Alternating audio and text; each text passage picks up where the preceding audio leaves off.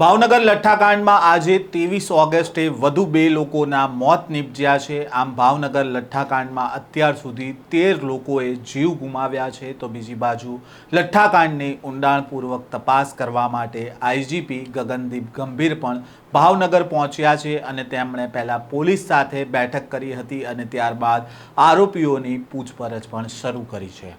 શું છે આ સમગ્ર મામલો, વાત કરીશું આ વિડીયોમાં।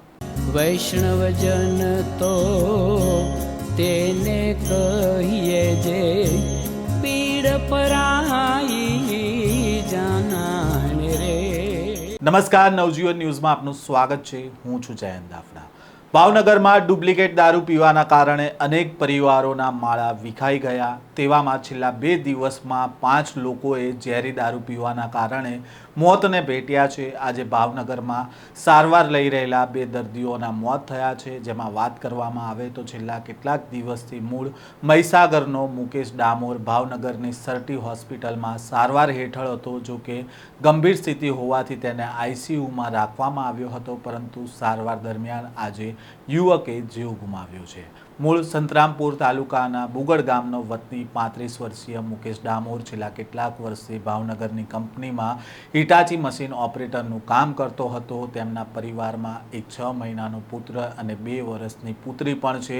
18 ઓગસ્ટ પહેલાં મુકેશ ડામોર તેના મિત્ર સાથે દારૂનું સેવન કર્યું હતું અને જે બાદ તેની તબિયત લથડતા તેને ખાનગી હોસ્પિટલમાં લાવવામાં આવ્યો હતો। ત્યાં સ્થિતિ ન સુધરતા તેને ફરીથી સરટી હોસ્પિટલમાં લાવવામાં આવ્યો હતો, જ્યાં તેનું આજે મોત નીપજ્યું છે। તો સાથે જ ડુપ્લિકેટ દારૂના કારણે ભાર્ગવ ઉપાધ્યાય નામના યુવકનું પણ આજે મોત થયું છે। ભાર્ગવ ઉપાધ્યાય કાળિયા બીટના સાગવાડીમાં રહેતો હતો અને ખાનગી બેંકમાં નોકરી કરતો હતો। તેનું ડુપ્લિકેટ દારૂ પીવાના કારણે તબિયત લથડી હતી અને તેને ખાનગી હોસ્પિટલમાં સારવાર માટે લઈ જવામાં આવ્યો હતો, જ્યાં આજે વહેલી સવારે તેણે અંતિમ શ્વાસ લીધા હતા।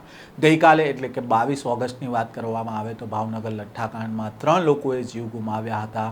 નકલી ઇંગ્લિશ દારૂ પીધા બાદ ભાવનગરથી સુરત આવેલા સંજયસિંહ ડોડિયાને 21 ઓગસ્ટે સારવાર દરમિયાન બ્રેઇન ડેડ જાહેર કર્યો હતો અને ત્યારબાદ 22 ઓગસ્ટે અચાનક હૃદય બંધ થતાં ડૉક્ટરે તેને મૃત જાહેર કર્યો હતો। આ ઉપરાંત ઘોઘા રોડ પર રહેતા અવિનાશ પરમાર અને ભરતનગર વિસ્તારના વર્ધમાન નગરમાં રહેતા 35 વર્ષીય હાર્દિક હરેશભાઈ કિલજીનું પણ મોત થયું હતું। આમ 22 ઓગસ્ટે એક જ દિવસમાં 3 લોકોના લઠ્ઠાકાંડમાં મોત થયા હતા। ભાવનગર લઠ્ઠાકાંડમાં સત્તાવાર મૃત્યુઆંક છે તે હાલ 13 પહોંચ્યો છે। તો બીજી બાજુ ઝેરી દારૂ પીનારા લોકોને શોધીને પોલીસ હોસ્પિટલમાં સારવાર માટે ખસેડ્યા હતા।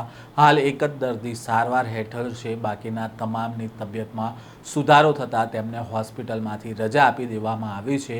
લઠ્ઠાકાંડમાં 5 પોલીસકર્મી અને 2 પોલીસ ઇન્સ્પેક્ટર સામે પણ કાર્યવાહી કરવામાં આવી છે, પણ આટલા મોટા લઠ્ઠાકાંડમાં નાના કર્મચારીઓ સામે શા માટે કાર્યવાહી કરવામાં આવી તેને લઈને પણ સવાલો ઉઠ્યા છે, કારણ કે આવી કોઈ પણ ઘટના બને છે ત્યારે નાના કર્મચારીઓ સામે જ પગલાં લેવામાં આવે છે અને મોટી માછલીઓ છટકી જાય છે। ભાવનગરના લઠ્ઠાકાંડની તપાસ કરવા માટે હાલ લેડી સિંઘમની છાપ ધરાવતા આઈજીપી ગગનદીપ ગંભીર પહોંચ્યા છે અને તેમની જાળમાં હવે મોટી માછલીઓ આવશે કે પછી દર વખતની જેમ નાના કર્મચારી જ મરશે, તે તો હવે જોવું રહ્યું। આ સ્ટોરીને લઈને તમારો શું અભિપ્રાય છે, કોમેન્ટ બોક્સમાં તમારો અભિપ્રાય જણાવજો। આ પ્રકારના સમાચાર જોવા માટે નવજીવન ન્યૂઝ સાથે જોડાયેલા રહેજો।